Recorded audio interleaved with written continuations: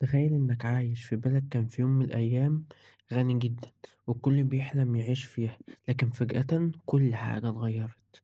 في الحلقة ديت هنحكي قصة البلد ديت، وهتفهم من خلالها إيه هي دورة الأعمال الاقتصادية وإزاي بتأثر على حياتنا. كان يا مكان كان في بلد اسمها أرض الأحلام. الناس كان فيها بيعيشوا في رفاهية، الشوارع مليانة مشاريع جديدة، والناس بيشتغلوا في وظايف كويسة، والشركات بتكسب أرباح ضخمة. المطاعم مليانة ناس طول الوقت، والأسواق مليانة بالمنتجات المستوردة والماركات العالمية. الحكومة كانت بتصرف مبالغ كبيرة على تطوير البنية التحتية، زي الكباري والطرق والمستشفيات.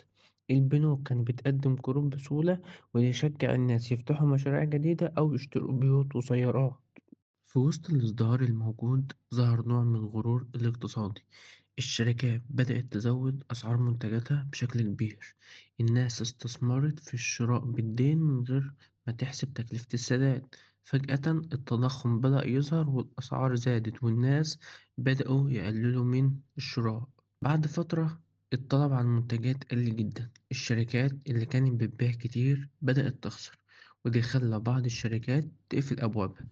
العمالة بدأت تتأثر، والمصانع الكبيرة بدأت تقلل الإنتاج وتسريح العمال. الأسواق اللي كانت دايما مليانة ناس بقت شبه فاضية. الناس بدأوا يحسوا بالخوف وخزنوا فلوسهم بدل ما يصرفوها. ده زود المشكلة أكتر. الحكومة حاولت تتدخل، لكن المديونية اللي حصلت بسبب الازدهار الزائد خلت الحلول صعبة. البلد كلها بقت في ركود اقتصادي، البطالة ارتفعت والدخل القومي قل بشكل كبير. في أسوأ أيام الركود بدأت الحكومة والبنك المركزي يتحركوا. قرروا يخفضوا الضرائب لتشجيع الشركات على الاستثمار.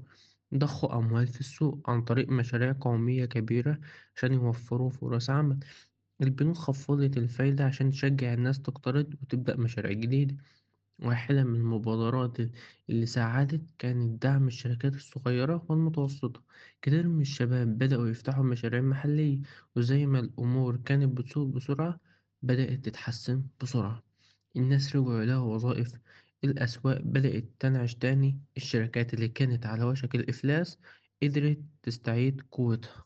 القصة ديت مش مجرد حكاية خيالية، ده بتحصل في كل اقتصاد في العالم. اللي شفناه هو دورة الأعمال الاقتصادية، بتتكون من أول حاجة النمو، لما كان كل حاجة ماشية في ازدهار. تاني حاجة الذروة، لما الأسعار بتوصل لأعلى مستوى. تالت حاجة الركود، لما الاقتصاد يبدأ ينخفض والشركات بتتأثر. رابع حاجة التعافي، لما تبدأ السياسات الاقتصادية تحسن الوضع. التخطيط مهم حتى في فترات النمو. لازم الأفراد والشركات يكونوا مستعدين لأي أزمة. الدولة لها دور كبير، القرارات الحكومية زي تقليل الفايدة أو دعم المشاريع بتكون المفتاح لحل الأزمات. الأزمات مش دايما سيئة، كتير من الدول استغلت الأزمات لإعادة بناء اقتصادها بشكل أقوى. زي ما شفنا الاقتصاد مش ثابت، دايما في صعود وهبوط. الأهم إننا نتعلم من كل مرحلة ونستفيد منها. شاركونا في التعليقات، لو كنت عايش في أرض الأحلام كنت هتتعامل إزاي مع الأزمة الاقتصادية؟ وهل شايف إن بلدك مستعدة لأي أزمة ولا لأ؟